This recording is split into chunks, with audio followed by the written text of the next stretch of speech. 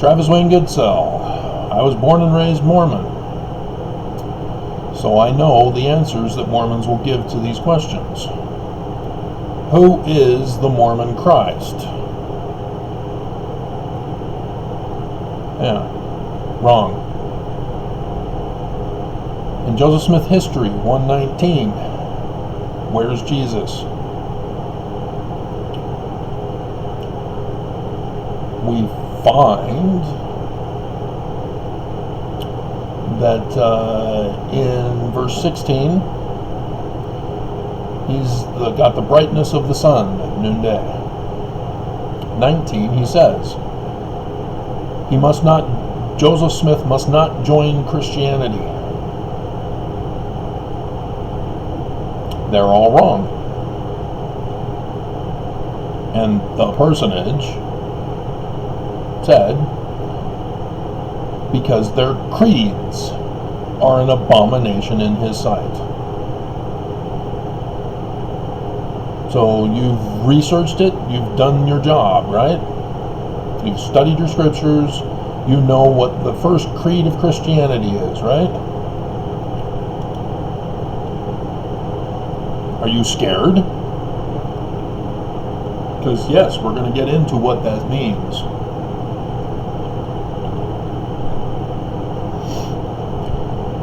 Nicene Creed.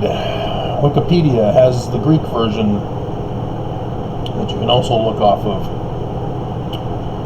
And so, as it says, consubstantial with the Father, that's a mistranslation.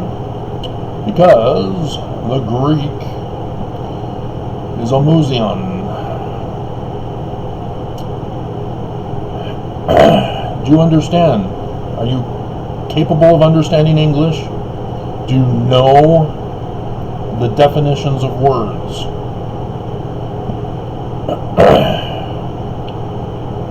This was 325 CE. When were the Gospels written? Prior to. This was created after. In one Lord, Jesus Christ. Constantine chose Jesus and made him historical, who for us men and for our salvation came down and was incarnate and was made man. He suffered, and the third day he rose again, ascended into heaven. They made him historical. You familiar with the book of Revelation? It's not historical. It's got dragons and beasts, flying space horses, women giving birth in outer space.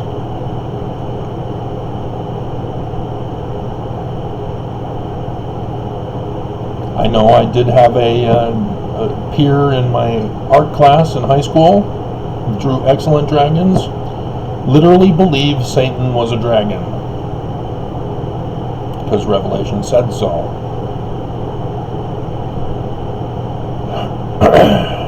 So, what does this mean? It means you cannot take what Constantine created and impose it on previous documents. They are not the Gospels. The book of Revelations is what's called apocalyptic literature. So technically, it's the apocalypse of Matthew, the apocalypse of Mark, the apocalypse of Luke, the apocalypse of John, the apocalypse of Acts. I've touched on that.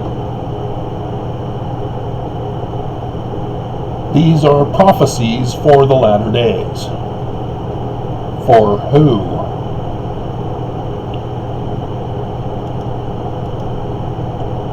It's in your Book of Mormon.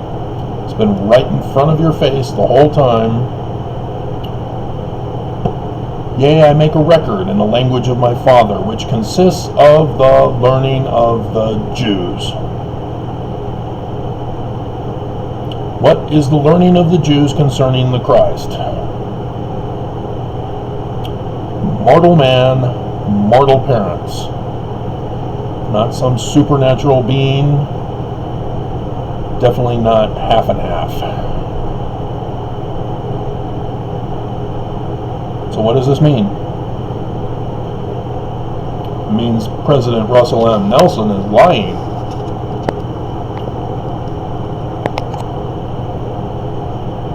He raised an idol god.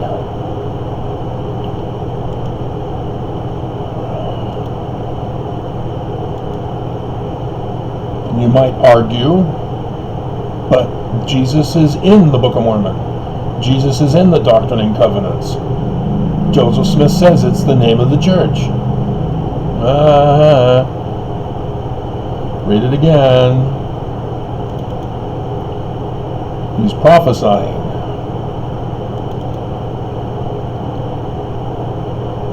Joseph Smith also gave a prophecy. After speaking about section 101, the parable, starting at verse 43, and referring specifically to verse 51, about the enemy coming in as a thief in the night. He goes on to say, but before this time, these who are now my friends shall become my enemies, and shall seek to take my life. And there are those now before me who will more furiously pursue me, more diligently seek my life, and be more bloodthirsty upon my track than ever were the Missouri mobbers. You say among yourselves, as did them of old, is it I, and is it I? That comes from Mark chapter 14, the Last Supper. Apocalyptic literature, by the way. Remember? It's not actually Jesus, but it's with the quorum of 12.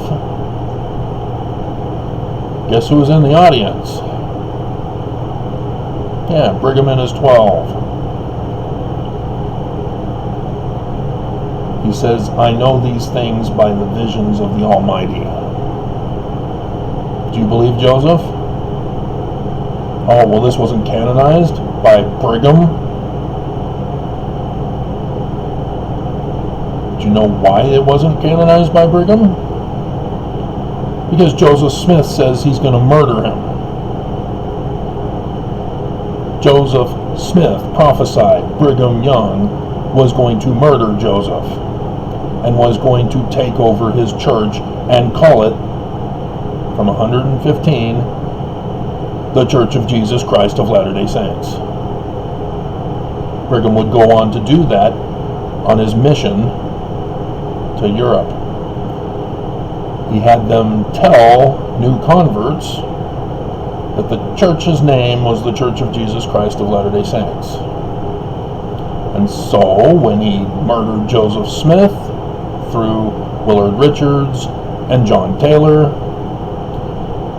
he took everybody to this valley. And when the United States took over the land from him, he then started up the Perpetual Immigration Fund, and the converts from Europe knew the church by name, came to Brigham Young, not knowing any better. That's it. This church is the Great and Abominable Church, as talked about in the Book of Mormon. Joseph Smith used the Great and Abominable Church created by Constantine to describe the exact same pattern that Brigham Young did. So what are you going to do about it? You going to murder me like your ancestors murdered Joseph? Going to keep the sacred secret? I'm the whistleblower, so I violated Brigham Young's temple covenants and penalties of death. Helaman chapter 6, verse 24. Going to deny me my religious freedom. You've already denied Joseph Smith his religious freedom. You're calling him Christian.